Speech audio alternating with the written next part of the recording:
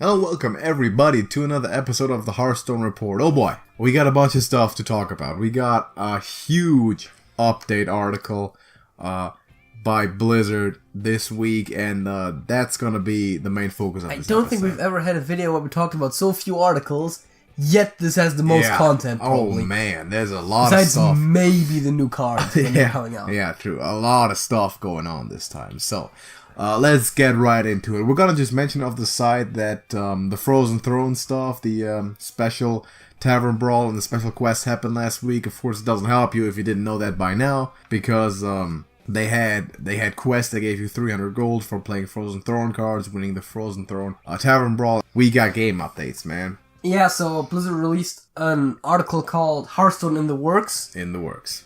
It sounds like they're gonna do more of those in the future. But not opposed to it. Whew, that's a lot of information. They got multiple categories, and I guess we'll go through all of them really quickly. Yeah, let's do it. So the first one that they mentioned is the state of the meta. They're addressing just, because there has been a bit of an uproaring about, some decks are too oppressive, Druid is too strong. Some of these decks take the fun out of the game, and basically what they're stating is that they're right now not necessarily immediately taking any action, but they think that the diversity in decks is good enough to keep it that way right now. And I think we've said it before, and other people have done so too. Yeah.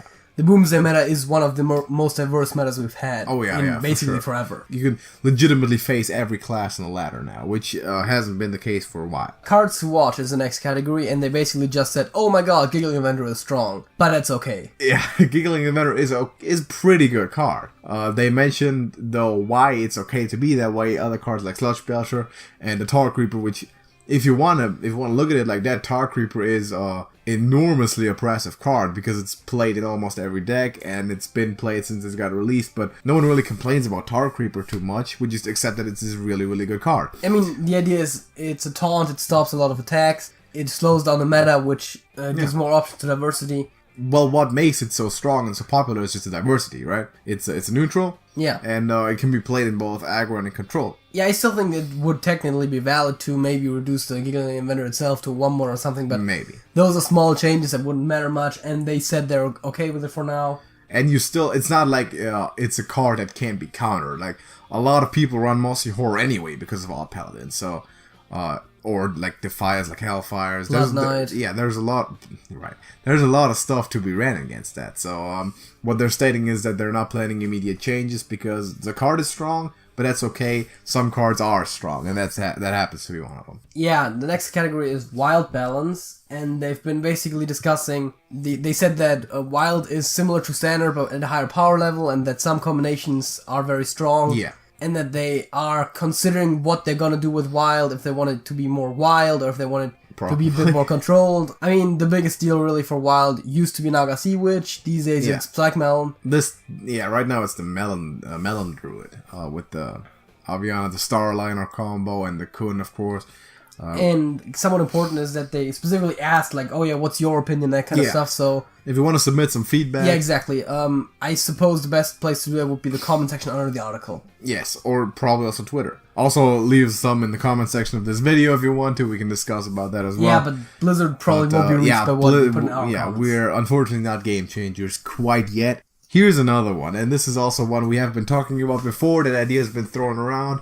They're adding new cards to the classic set. Right now, they're specifically adding 4 cards to replace the class cards that are basically missing in the classic set. So 2 mage cards, 1 warlock card, and a rogue card. Those cards will come out in early November. Yes, and they're all garbage. Apparently, they previously stated that they will be available next month, which will be October, but anyways. They're all pretty bad. Yeah, and that's kind of the point, because... If the classic cards were too strong, they would have to think about rotating them out again, which is kind of the direction they don't want to go in. They don't want to do that because that's what happened. That's why they rotated cards out, right? Yeah. Because, for example, Icelands, they rotated out, and now they, I guess, replaced it with the Icicle. Technically, they replaced it with Tome of Intellect. Okay. Because you can see that by the rarity, right? Because the Icicle replaces... Ice Block. The Ice Block, yeah. But still, I guess we're gonna go through those real quickly. Yeah, we can go through them. So they got Icicle, which is a 2-mana mage spell, and it says deal 2 damage to a minion if it's frozen. Draw a card. That seems really bad. It is really bad. At least have it deal 3 damage. then it's kind of on par with Frostbolt. Yeah, deal 3, it's a Frostbolt. That's fair enough. But yeah, of course it's not necessarily a really good card. I don't think it's gonna be played much. I don't know if it's played in Freezing Age ever. No, I don't think so. Tome of Intellect is a 1-mana mage spell. It's a common and it reads, add a random mage spell to your hand. I think Shimmering Tempest does that, right? Yes. As a death rattle. So that's one you're gonna see a lot with these. That just there's minions who have that as a battle cry or death rattle as their effect. Babbling Book. For the next one, actually Pilfer. It's the same thing as the case. It's a 1-mana rogue spell and reads add a random card to your hand from your opponent's class. Blink Fox does it currently, and the Swashbuckler did it, which was also just a... Hallucinate does it better. Yes, which was just a 1-mana card, the Swashbuckler.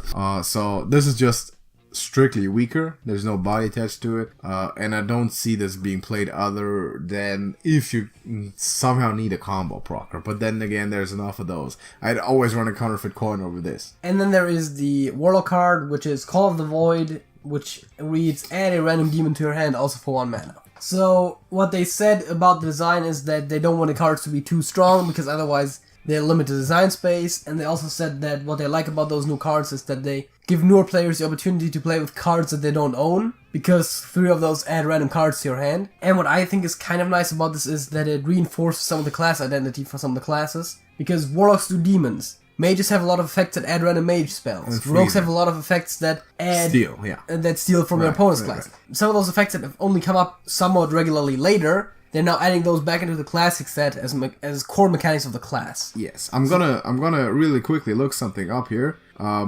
because I can't remember it quite yet, but you know the card Dark Possession? Yes. How does that compare against the Call of the Void? Oh god, how does it work against? Isn't it like deal 2 damage, discover a demon? It deals 2 damage and discovers a demon. So I was thinking for a second there, it just adds a random demon to your hand. In which case this would have been strictly better. But it discovers, so I guess Dark Position is probably still superior because you need to deal damage to one of your own characters. Yeah, and also what they said about filling up the classic set is that they are aware that there's also neutral cards, specifically they point out neutral legendaries that are missing in the classic set, and that they're considering adding some new cards to the classic set in the future. Yeah, so maybe we'll get new legends. That would be interesting. That would be damn interesting. New classic legends, those some of the highest value cards because they stick around, unless they get moved to the hall, obviously. And I'm expecting some legends to get moved to the hall in the future years, right? Yeah. Like Malagos, maybe, and we'll see. And the last thing, and this is also an interesting one, is the new player experience quote-unquote improvement. So what they essentially did is they increased the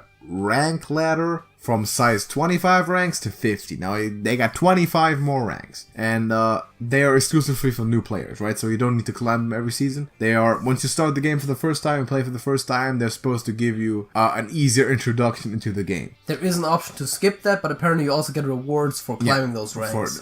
For doing that. So if you're a completely new player, maybe not necessarily a bad idea. They all work as 25 to 20 did so far. You cannot lose stars, and the idea is just to climb them up, and once you actually hit rank 20, you'll be more prepared because you've played a lot more. You've also gotten some more gold, maybe a better deck, so you're not gonna just climb the 5 ranks in 20 games, 30 games, and then be thrown into the actual competitive ladder with your Chillowin Yeti priest. And also, not to say that Chillowin Yeti priest is bad or anything. Also, once you've reached rank 25, you're never gonna drop below rank 25 ever again. That's also true. Yeah. So that's also an important note. One thing about that, really quick, the icons that they showed, at least on the page, and you can look at those yourself. Link to the articles in the description. Look weird. They're not Hearthstone related at all. It's just random icons of animals and flowers and plants. There's an innkeeper at 26, but why not just make it more card art? Yeah, I don't understand. Maybe they will. Maybe they just did it for the funds here, but rank 50 is a chicken. Of course it is, right? Lowest gotta be a chicken. They don't respect birds very much. Next category is an in-game tournament update, which is basically to say that they're not gonna do in-game tournaments anytime soon. Like they said they were gonna. So they said, as a result, while we want to revisit in-game tournaments at a later date, the future is on hold for the foreseeable future. Yeah, and that means that don't expect that thing to ever happen within years. Like, they're just putting this aside now, and they're waiting for it to just die out until anyone remembers it. I don't think we're ever gonna get it. Now, Fireside Gatherings is the next one. They essentially just increased the content or the accessible brawl content for Fireside Gatherings. Yeah. They have an eSports category in here, which basically just to advertise the HCT Fall Championship. I mean, that's basically it. There's really nothing. Happening in October, and you can watch that on Twitch, and it's probably going to be uploaded on YouTube, so do that. It's always good to look at the pros. And another one that's also a little bit more interesting, maybe, is they bring back the Welcome Bundle in a different way. It was never really gone. Yeah, they're bringing it back, but they're making it better. Maybe. Well, probably. Instead of getting a random class legend, you're now getting a random classic legendary dragon. You're getting a dragon aspect, or Onyxia is in there for some reason. Yes. I don't know why. They could have gone with the other 5. Well, I guess the idea was that it's any classic legendary dragon. Yes, but I don't know. But that's cool. As long as you don't get Nosdormu, you get a card that you can somewhat play. Onyxia isn't necessarily great, but the other ones are all absolutely playable. Yes. Also, note that if you've purchased the Welcome Bundle before, you can still purchase the new Welcome Bundle. You can still get the new one because, have a chance at the dragon. So if you want to do that, grab yourself a Malagos. Maybe even if you have only one of those dragons left and you want that specific one, that battle will guarantee it, right? I would think so, but I'm not entirely certain if that's how it works for packs. But I'm not sure if that's how it works for bundles. For the bundles. It should get. If you know that, let us know. But I'm assuming that here's the scenario, right? You have every one of those 6 but Ysera, but you want your Ysera, and instead of crafting it or buying a bunch of classic packs, you actually buy that bundle guaranteeing you Ysera. Is that how it works, or can you actually get dupes from that? I don't know. And I believe the very last thing that they put in here is the return of the Hallows End thing, which is just a Halloween event. They are once again doing the dual class arena runs,